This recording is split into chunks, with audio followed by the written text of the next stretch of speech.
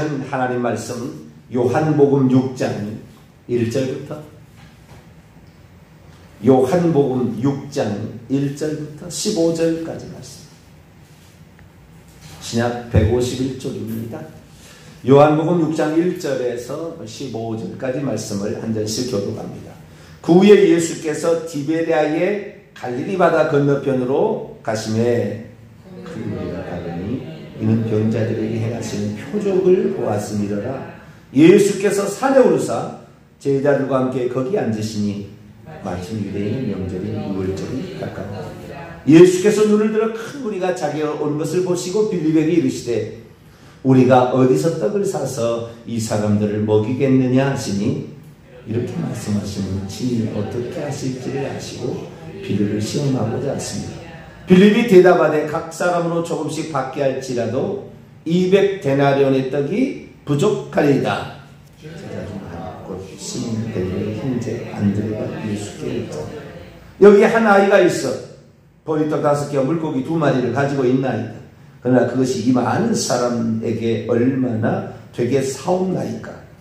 예수께서 이르시되 이 사람들을 앉게 하라 하시니 그곳에 잔디가 많은지라 사람들이 앉으니 수가 5,000쯤 예수께서 떡을 가져 축사하신 후에 앉아 있는 자들에게 나눠주시고 물고기도 그렇게 그들의 원대로 주십니다. 그들이 배부른 후에 예수께서 제자들에게 이르시되 남은 조각을 버리는 것이 없게 하라 하십니다. 이에 거두니 보리떡 5개로 먹고 남은 조각이 12바구니에 찼더라. 그 사람들이 예수께서 행하신 이 표적을 보고 말하되 이는 참으로 세상에 오실 그 선자라 하더라. 같이요. 그러므로 예수께서 그들이 와서 자기를 억지로 붙들어 임금으로 삼으려는 줄을 아시고 다시 혼자 산으로 떠나가십니다. 아멘. 기도하겠습니다. 거룩하신 하나님 아버지, 대한민국을 사랑하사 천지 만물을 창조하신 하나님, 우리를 구속하러 오신 하나님을 알 수 있도록 선교사들을 보내주시고 진리의 말씀을 들을 수 있도록 이 온 땅 모든 마을마다 교회를 세워주시니 감사합니다. 세상 기독교 국가라는 나라도 교회가 멀리 떨어진 나라가 많은데 우리나라는 동네마다 도시마다 교회가 가득합니다. 하나님, 이 주의 종들이 제대로 일을 감당하면 이 나라는 살 수 있는 구조로 되어 있습니다. 주여, 이 나라의 민족이 엉뚱한 것 섬겨서 잘못된 것 또 따라서 진영 넓이로 따라서 분열되지 않게 하여 주시고 이 나라의 민족이 한마음 한뜻이 되어 예수 안에서 한 형제 자매임을 깨닫고 약한 자를 돕고 이 약한 자를 섬기는 덕이 교회마다 넘쳐나서 우리에게 주어진 이 모든 것들을 서로 나눌 수 있는 넉넉함 있게 도와주옵소서. 하나님의 말씀을 저희들에게 주셔서 감사합니다. 이 새벽에도 주의 말씀으로 온전히 깨달아 주님의 뜻 가운데 서게 하여 주옵소서. 예수님의 이름으로 기도하옵나이다. 아멘. 할렐루야. 귀신에 관한 가르침을 알고 있다는 게 얼마나 감사한 일인가. 예수 그리스도의 사역과 탄생부터 시작되어서 그의 사역, 공생의 사역과 죽음 가운데 펼쳐진 수많은 사건들 속에 현장 속에서 예수 그리스도께서 어쩌면 보호를 입고 뿐만 아니라 그 사역을 펼쳐나가는 데 있어서 우리가 영적 세계를 안다는 것은 많은 본문을 이해할 수 있다는 거예요. 그러니까 이걸 모르면 본문이 이해가 안 되는 거죠. 예를 들어 봅니다.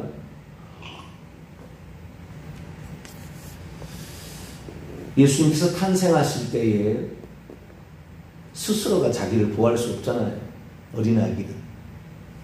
근데 메시아가 죽어버리면 안 되잖아요. 메시아로 태어났는데 동방박사들이 찾아왔어요. 유대인의 왕으로 태어나신 이가 어디 계시뇨? 그랬더니 헤롯이 율법 이런 그 서기관들 박사들을 불러다가 유대인이 왕으로 태어나신 어디 있냐 이게 물어본 게 아니라 그리스도가 어디서 나겠느냐 이렇게 물어봅니다. 그리스도가 어디서 나겠느냐. 율법을 연구한 학자들이 미가서 5장 2절을 찾아다가 베들레헴 에브라다입니다. 에브라다는 베들레헴의 옛 지명입니다.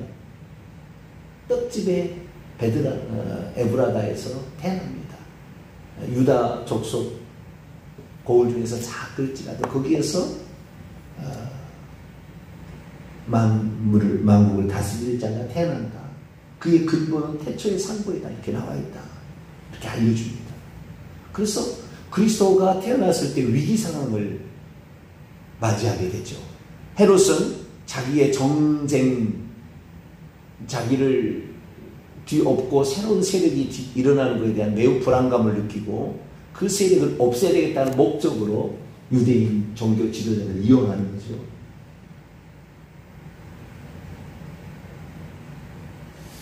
그래서 동방박사들에게는 가서 여기서 태어난다고 하니까 가서 한번 알아보시고 진짜 태어났으면 나에게 알려달라. 나도 경배하기 원한다. 거짓말로.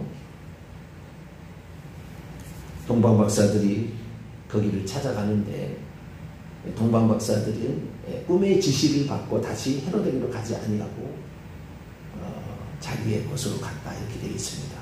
주님께서는 빨리 베들레헴을 죽이러 온다는 걸 알고 요셉의 꿈속에 애굽으로 도망치라. 그래서 애굽으로 도망하잖아요. 그래서 애굽에 살다가 다시 갈릴리 아사도 가서 나중에 귀신도 예수님을 누구라고 하냐면은 베들레헴에서 태어났다고 얘기하냐고 나사렛 예수요. 나는 당신이 누군지 안다. 귀신도 정보를 잘못 알고 있는 거죠. 메시아일 줄을 모르는 거죠. 귀신도 지금. 제가 늘 얘기하면 귀신은 피조물이기 때문에 배워야 하고 들어야 합니다. 우리가 어떻게 예수님을 알았느냐? 듣고 배워서 한 거예요. 듣고 배워서 알았다. 그래서 듣는 귀가 복이 있고 보는 눈이 복이 있다 그런 거예요.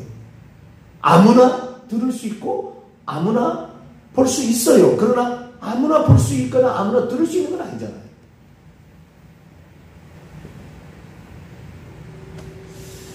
제가 교회 나갔을 때 이 세상의 어려운 문제를 해결하기 위한 방법으로 하나님을 믿는다.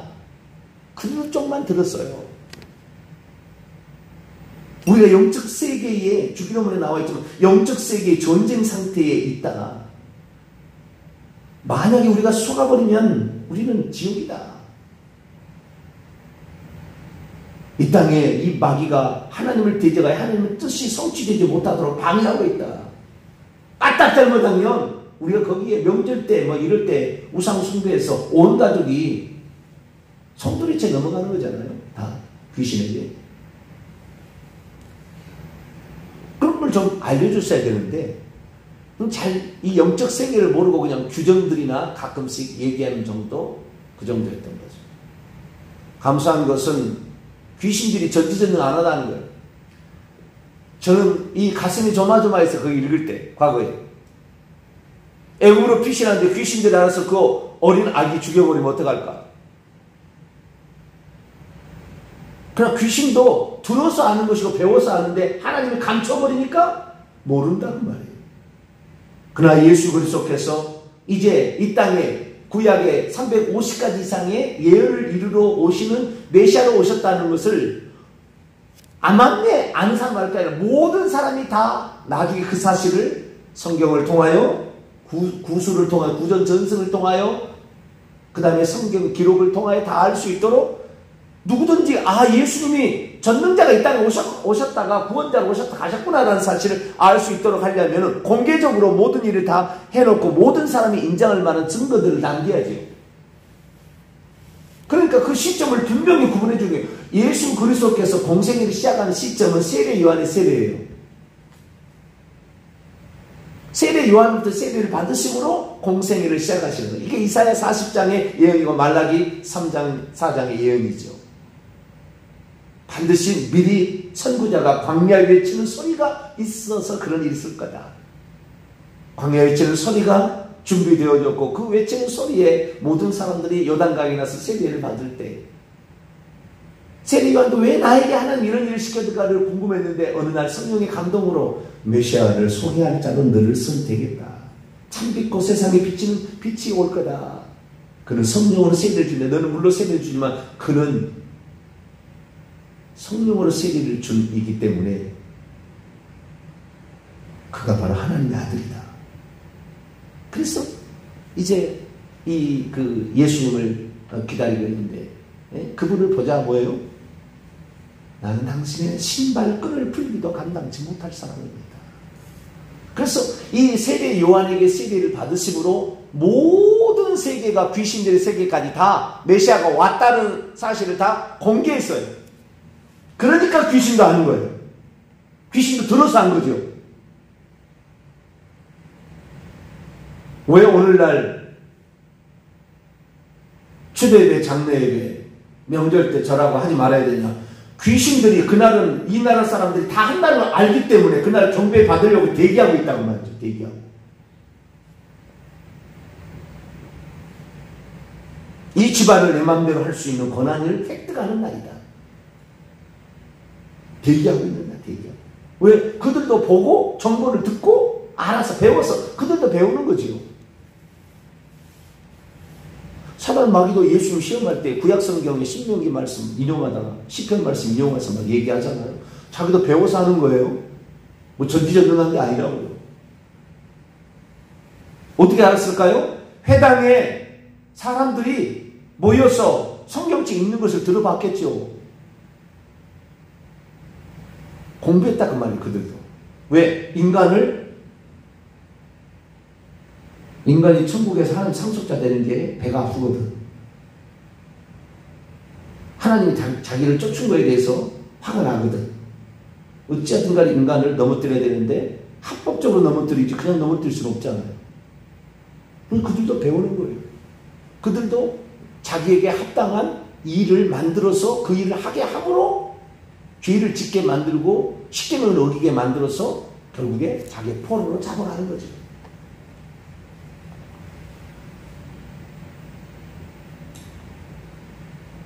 예수 그리스도께서 공개적으로 하늘에서 이는 내 사랑하는 아들이요 내 기뻐하는 자라. 세례요한의 세례 받으실 때 공포하는 것은 놀라운 전쟁의 시작이죠. 아마 사탄 마귀에게는 그 진영에는 엄청난 충격과 파장이었을 거예요. 하나님의 아들이 나타났대? 그들은 시간과 공간으로 왔다 갔다 하기가 자유롭잖아요. 그때는 사람은 비행기도 있는 시대가 아니니까 녹음이 있는 시대도 아니고 뭐 성경이 잘 쓰여진 시대가 아니잖아요. 사람들이 입에서 입으로 구전전승할 수밖에 없는 그런 시대지만 천사들은 그걸 빨리 왔다 갔다 할 수 있는 시대잖아요.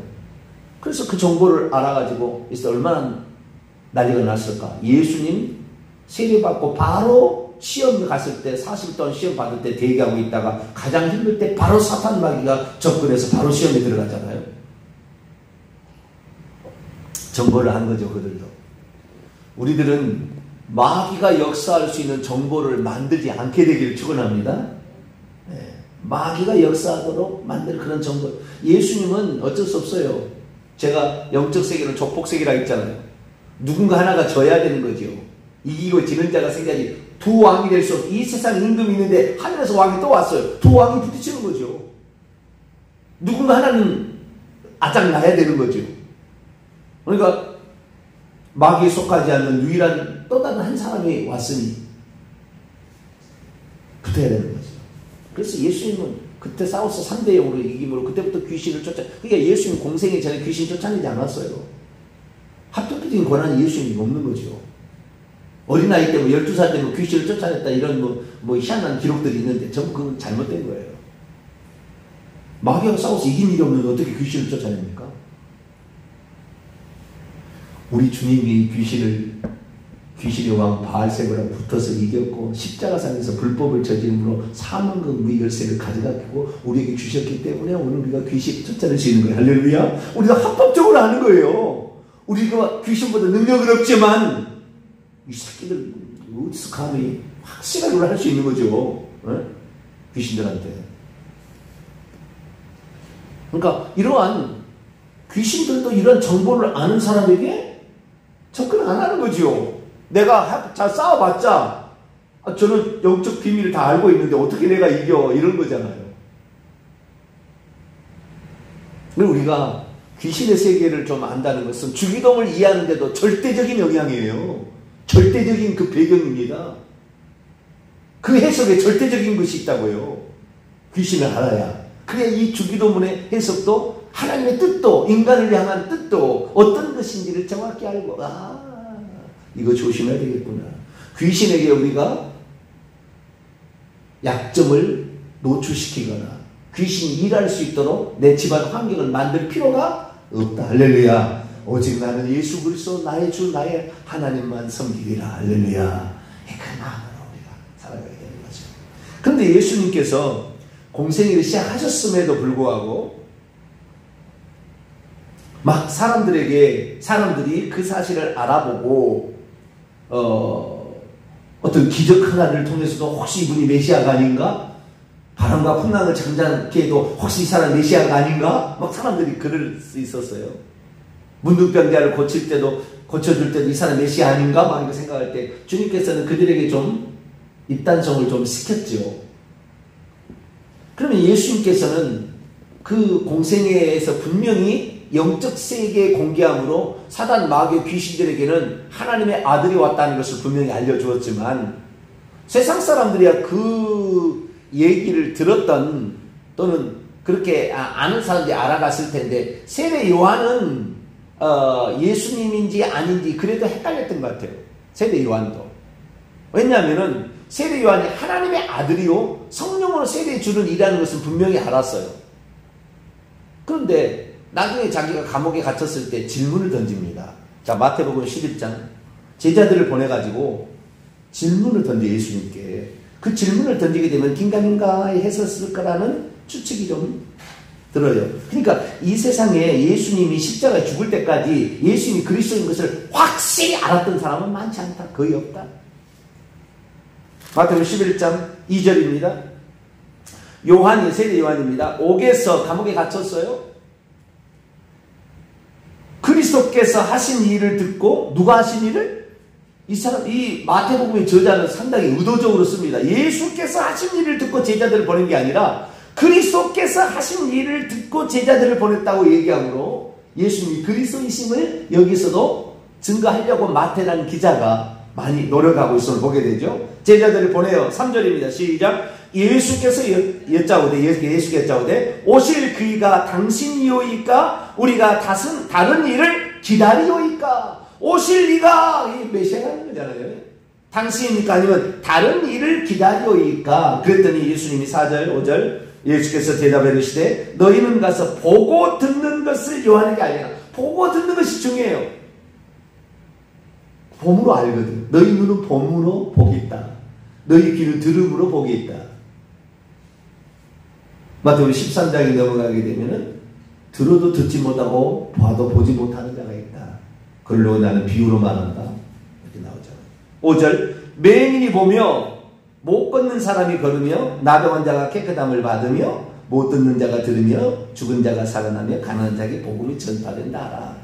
이사야 35장, 이사야 42장, 이사야 61장 이런 말씀들의 내용을 이렇게 예수님이 얘기한 거잖아요. 이거요. 메시아가 왔다. 이 사실을 눈으로 본 대로 들은 대로 얘기하라 그러잖아요. 예수님이 나는 메시아다 이렇게 얘기하지 않고 간접적으로 지금 시사해요. 그래서 예수 그리스도께서 당신이 분명히 메시아고 하나님의 아들이라는 두 가지 축을 가지고 있어요. 하나님의 아들은 신분이고요. 메시아는 직책입니다. 이 두 가지 직책을 수행하게 할 하나님의 아들의 신분을 가진 자가 왔는데 그것을 비밀로 하거나 좀 감추려는 예수의 모습이 있어요. 왜 그랬을까요? 여기서 이제 드러내기 시작하는데 예수님 이제 드러내기 시작하는데 간접적으로 드러냈어요. 직접적으로 드러내지 않아요. 그 이유는 무엇입니까? 예수 그리스도께서 이 땅에 오셔서 350가지 예언을 이루어야 되는데 아직 거의 다 이루지 않았다 그 말이에요. 다 이루어야 나중에 이 사실을 듣고 나를 메시아로 믿을 게 아니냐 라는 것을 배려하려는 거죠. 몇 가지만 해도 세나지 가지만 이루어져도 되겠지만 그 정도 수준 대학도 안 된다. 메시아로 내가 하나님께서 메시아로 왔다는 것을 모든 사람이 들었을 때 합당하다 하려면 더 많은 메시아의 예언의 성취, 메시아에 대한 그 예언이 성취되어야 된다. 그러니까 아직은 아니다. 그래서 좀 조용히 하라. 아직은 아니지 마라. 오늘 본 말씀에 예수님을 메시아라는 것을 그렇게 많이 막 드러내기를 원치 않냐시고 나중에 내 때가 이를 때인지 그때부터 드러내게 되는데 이 베드로에게 알려주고 아버지의 계시로 그 다음부터 고난을 당하고 죽임을 당할 거다. 세 번째 직접적인 예언을 하잖아요. 근데 오늘 요한복음 6장에 보면 예수님께서 당신이 메시아이심에 관하여 사람들에게 알려지는 것을 좀 이렇게 꺼려했다고 할까요? 그런 표현이 나와요. 왜 그랬을까요? 오병이어의 기적을 일으켰더니 오병이어의 기적을 통하여 이건 사람이 할 수 없는 일을 하는 거잖아요. 이런 일은 존재하지 않았어요. 떡 5개 물고기 2마리로 계속해서 창조의 능력을 했다는 건데 5,000명, 어린아이까지 2만 명을 먹이고도 12광주리가 남게 했다는데 이런 것은 보편적인 일이 아니에요. 막 이런 능력이 막 우리에게 있다고 한다면 우리는 열심히 일할 필요가 없죠. 이것은 의도적인 일이에요. 그래서 요한복음에는 이 예수님께서 이 오병이어의 기적을 일으키는 목적과 이유가 어디 있는지를 설명해 줍니다. 너희들이 떡을 먹고 배부른 까닭에 나를 따라오는데 그게 아니라 이스라엘 민족이 광야에서 만나를 먹었지 않았느냐. 나는 이 땅에 생명의 떡으로 온 존재다. 너희들이 나를 먹고 나의 피를 마시지 않으면 너희 안에 생명이 없다라는 것을 가르쳐 주려고 오병이어의 기적을 의도적으로 일으켰어요.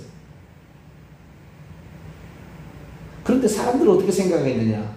사람들이 생각하는 메시아의 개념은 이분을 왕으로 섬기면 우리나라가 태평성대 배고픔에서 해결되겠구나 라는 쪽으로 항상 가요. 예수 그리스도를 믿으면 내 병 고치고 내 자녀 잘 되고 부자 되겠구나 이런 것으로 가는 거죠. 이런 것을 추구했던 교단이 지금 심각한 타격에 지금 한국에 아주 쑥대밭되고 있는 게 그거예요. 이것이 복인 줄 알아보고 이것을 구하라고 했는데 이것이 이루어져 버리니까 타락으로 급속하게 빠지는 거예요. 교단이 하기 힘들어지게 생겼어요. 교단이 너무 힘들어요. 그런 교단이.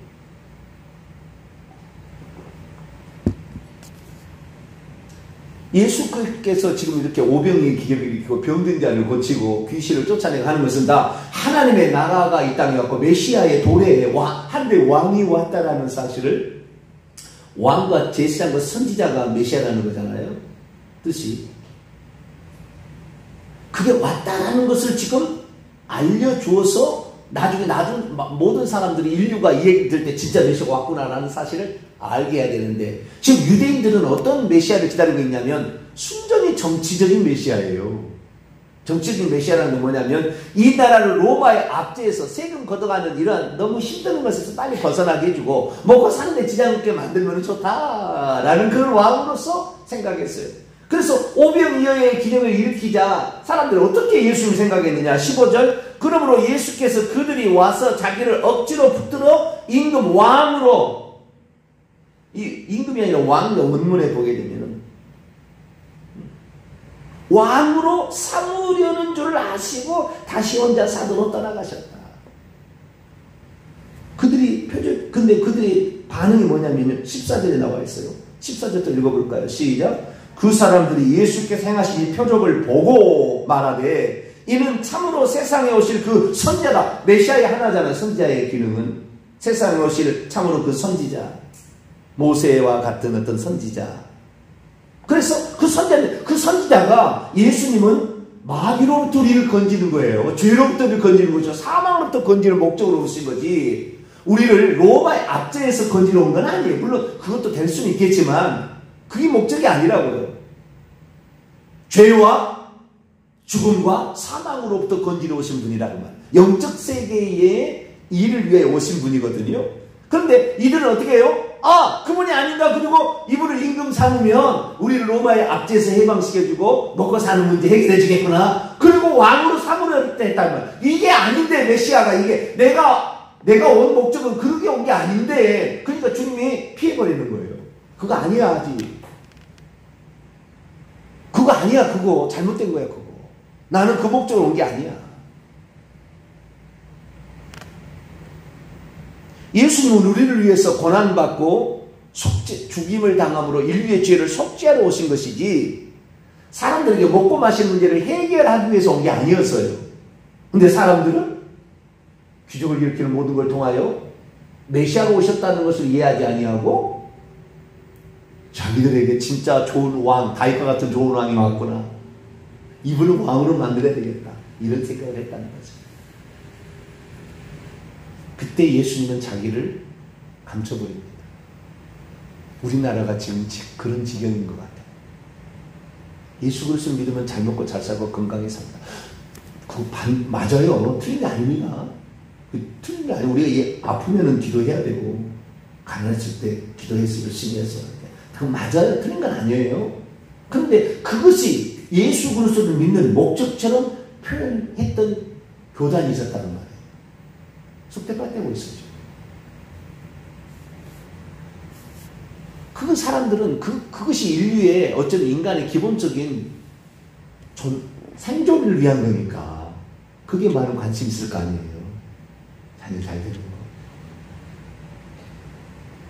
사는 목적이 거기에 있으니까. 그래서 그것을 다 이뤘는데, 그러니까 그런 교단에는 초신자들이 많이 갔어요. 그런데 장로교나 이런 교단에 보면 초신자가 많잖아요. 거기 그런 데서 생활하신 분, 처음에 그 목적으로 왔다가 이게 아닌 것 같다 하는 사람들이 이제 성경은 그 얘기 아닌 것 같다 얘기하는 사람들이 오는 거죠.